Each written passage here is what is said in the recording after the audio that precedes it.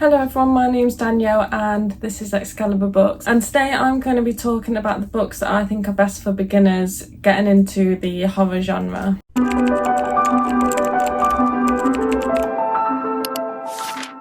So I've picked out some books that I've read that are in kind of different subgenres or are more tamer, more subtle horror. Yeah, some that are better for people that read certain genres like thrillers. Let's get into it. First of all, I have picked out Horrorstör by Grady Hendrix. This is because it's set out like a IKEA catalogue, like this. So it's like a bit mixed media, it's got a bit of something different about it. Look, it's all set out into like the different furniture sections and then the story's told in these bits. It's basically just like a haunted IKEA store. It's not called IKEA in the book. Yeah, it's a really interesting way to set it out. This is one of the first horror or horror adjacent books I read. I think like a light paranormal type of story is a good starting place for horror because they can do it quite subtly and it can be quite not intense as like your slashers or stuff like that. But I read this quite a long time ago, so I can't remember like the details of the plot. I just remember that the workers are stuck in their store overnight, or I don't know if they might do it on purpose. I think they notice stuff and they get some employees to stay overnight to see like what's happening. I think they think it's like shoplifters or something like that, but I could be wrong, but I think that's the case. Yeah, it says every morning employees arrive to find broken bookshelves, scattered water goblets and smashed wardrobes. Sales are down, security cameras reveal nothing, and the store managers are panicking. To unravel the mystery, 3 employees volunteer to work a 9-hour dusk till dawn shift. In the dead of the night, they patrol the empty showroom floor, investigate strange sights and sounds, and encounter horrors that defy imagination. A traditional haunted house story in a thoroughly contemporary setting. Yeah, it's a good place to start, and I think, I can't remember if I've read any other Grady Hendrix books, but I do think in general, him as an author is a good place to start with horror. He's quite, from what I've heard, he's quite comedic about it. Next book is Uzumaki by Junji Ito. I've read quite a lot of Junji Ito books. I think any of them would count for this. I just picked up this one. I think this is the first one I read. Yeah, it's a manga, so it's easy to read as a starting point. They can be quite gruesome stories and artwork, but because it's a manga, it's quite easy to get through, so that's why I put it on here. So here's some of the artwork in this one. This would go for like short stories as well. I think like a short story anthology would be a good place to start because one, you can see what writing you like and what authors you like and then go from there to them authors. And if you get started and you find that you're not liking it, it's only like a short story, so you can sort of stop there instead of getting invested into a book. Yeah, I found I really enjoyed Junji Ito's manga. Yeah, all these stories in this one are connected with this town is getting haunted by a spiral, so it's like a hypnotic spiral type of thing. I really liked Gaio, I think that's how you pronounce it. I really like that one as well. Some short stories I recommend that I've read. I didn't enjoy it too much because I thought I wanted it to be more intense, but it would be good for beginners, is The Dangers of Smoking in Bed by, I think it's Mariana Enriquez. She's got quite a few short story collections that I've not read yet. I've just read that one. Mangas and short stories is another good place to start. So I was looking for some more thriller adjacent horrors, so ones that are more like thriller books but have like a little bit of a horror twist in there. I couldn't really find any. The best one I found was The Sundown Motel by Simone St. James. And again, this one is like a paranormal twist to it, but it's got like 2 timelines. So we're following a girl in 2017 whose auntie disappeared from the Sundown Motel before she was born, and she decides to start working at that motel to sort of like find out like what happened to her aunt. And then we are following another timeline in 1982 where we're following the story of her aunt and how she disappeared. So I thought it was quite interesting having the two timelines and having the girl looking for why her auntie disappeared, and then we're getting the story of her auntie. So yeah, I really liked that one, and it puts like a mystery thriller storyline in it as well, and then we have the like supernatural horror on top of that. There seems to be a more Simone St. James books that are more like thriller and horror mixed together, so I'm looking forward to getting into them. I think I have what's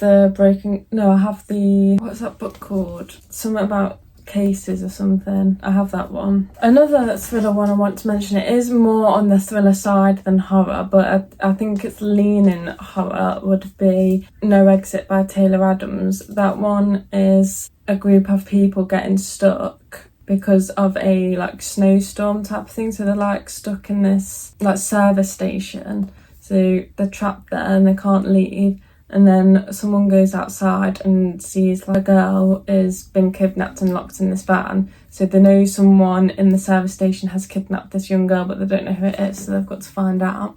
Really enjoyed that one. I gave it 5 stars. Next, I would suggest maybe looking at YA horror. I have only read one, and that's This Delicious Death. If you're wanting a starting place, you don't know how intense of a horror story you like, I would suggest looking at a YA. This one is following, it's sort of a zombie apocalypse type of story, but the zombie creatures in here are like fully integrated in society. They are like normal people, they just eat human flesh, and they are tracked with their phones, so the government knows exactly where they are, because obviously some people would say that they're dangerous and they don't trust them being out in public.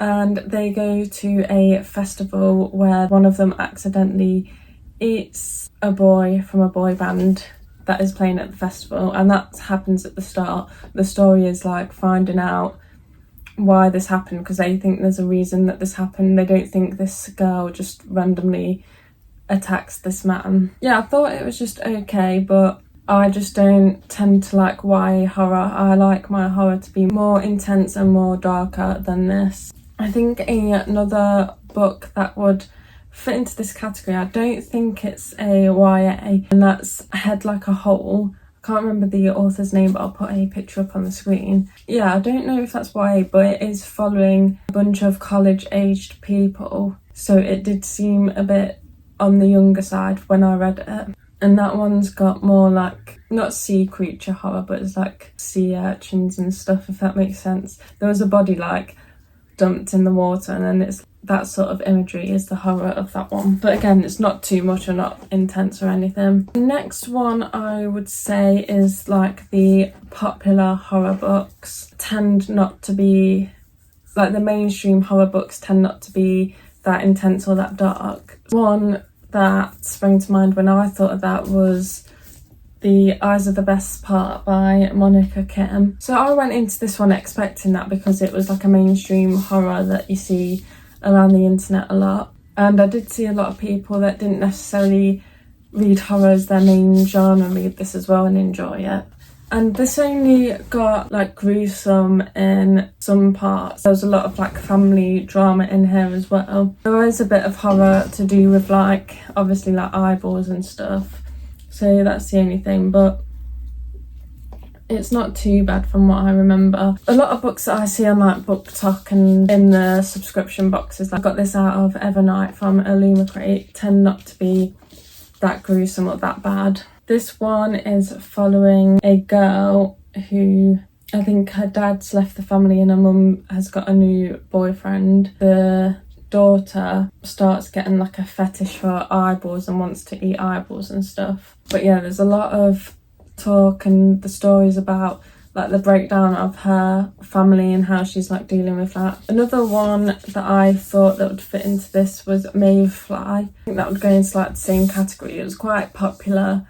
I'd say that one's a little bit more gruesome and intense than this one. And then the first ever book I read that was horror was Stephen King, but I wouldn't recommend Stephen King books for beginners because they can be quite dense and they might frighten people off. But once you've read all stuff like this, The book I would say start with Stephen King is The Shining, which is the first Stephen King book I read. It's my favourite. It has the companion book Doctor Sleep, which you don't have to read, but it's a good addition to the story.